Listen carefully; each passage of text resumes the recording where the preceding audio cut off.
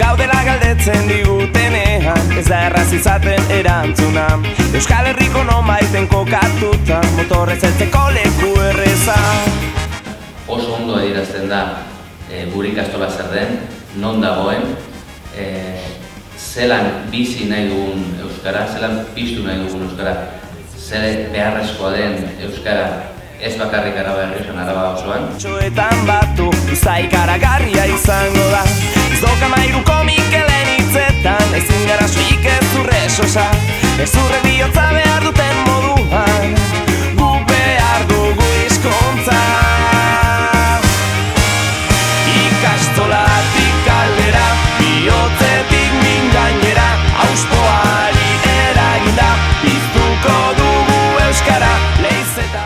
Eta taldekidok egia oso positibotu garela.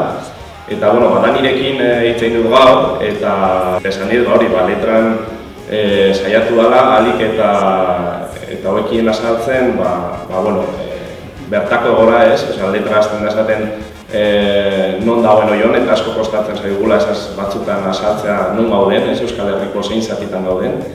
Eta gero, estrebilak esaten duen moduan, ikastolatik kalera, bihotzetik mingainera, barrutik kanporate bat dela, eta ez bakarrik ikastolan egin behar dugula euskeraz, umei begira, baizik eta kalean ere erabile behar dugula. Eta besteari buruz, egia da, PS taldeak